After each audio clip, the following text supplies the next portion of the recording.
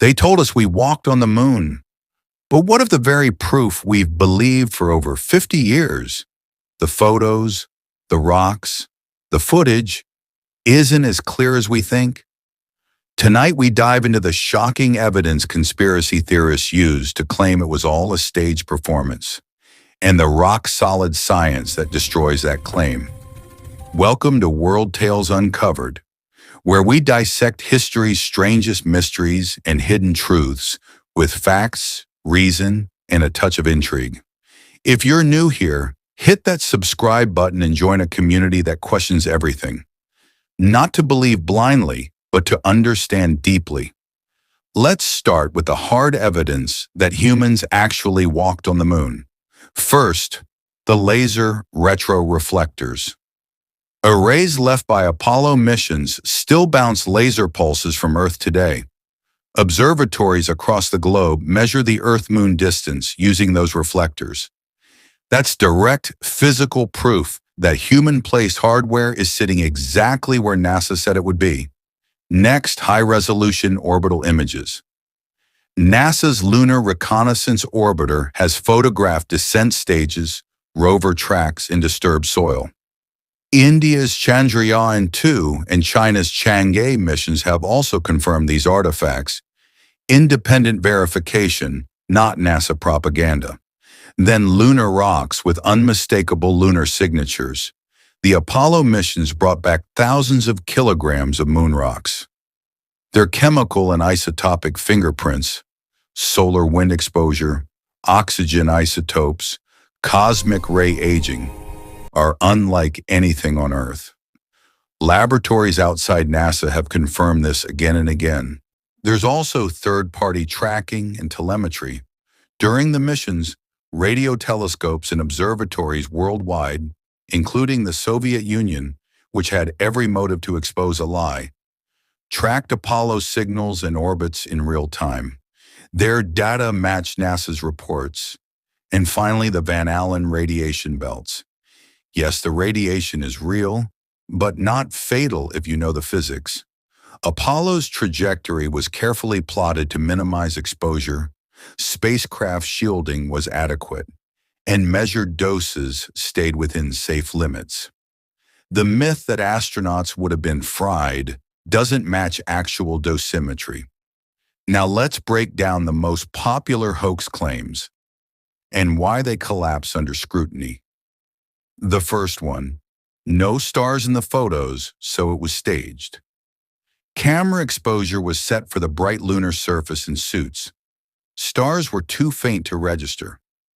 You don't see stars in daylight photos on Earth either.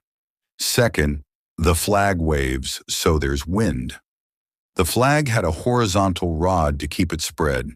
It rippled only when disturbed during planting, and in a vacuum with no air to damp motion, the wrinkles stay frozen. Third, why no blast crater under the lander?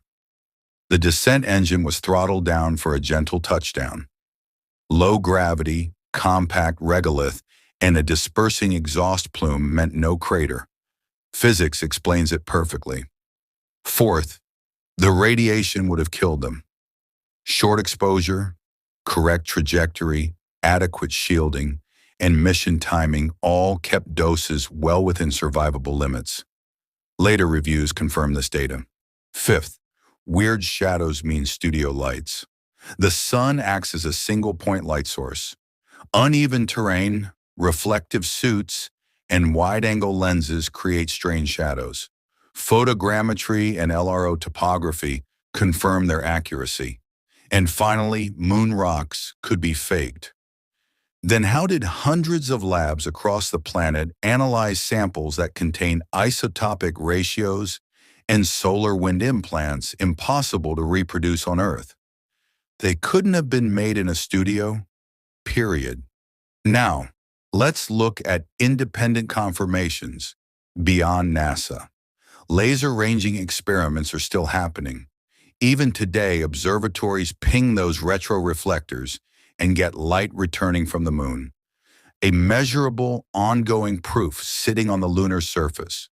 Orbital imaging from multiple nations.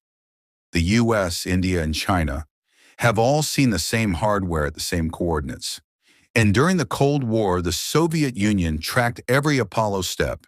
They had the capability and the motive to expose a fraud, yet they never called it fake. In that era, silence from your rival was as good as confirmation. So why does the hoax theory still survive? Because conspiracy theories thrive on psychological comfort.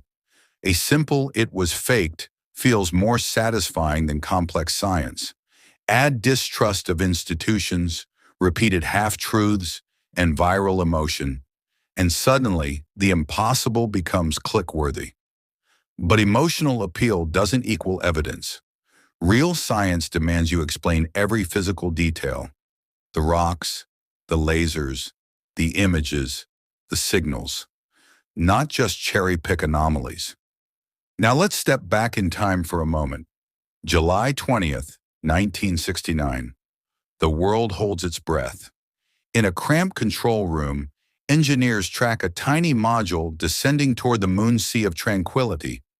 On the other side of the planet, Soviet scientists at Jodrell Bank Observatory are also listening, not because they trust the Americans, but because they're desperate to catch them lying.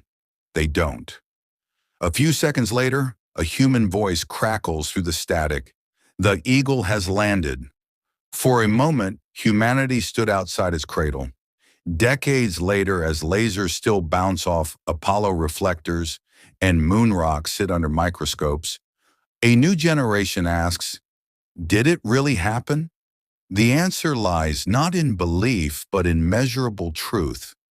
Light returning across 384,000 kilometers, data matched by former enemies, and dust disturbed exactly where humans said they walked. You can question the story, that's healthy, but you can't ignore the evidence. That's denial. So what do you believe? Was it mankind's greatest leap or the world's most convincing illusion? Drop your thoughts in the comments. And if you think debate keeps truth alive, hit like, share this video, and subscribe to World Tales Uncovered. Next episode, we'll unravel another mystery that refuses to die. Truth doesn't fear questions, it only fears silence. Until next time, keep questioning, keep uncovering. This is World Tales Uncovered.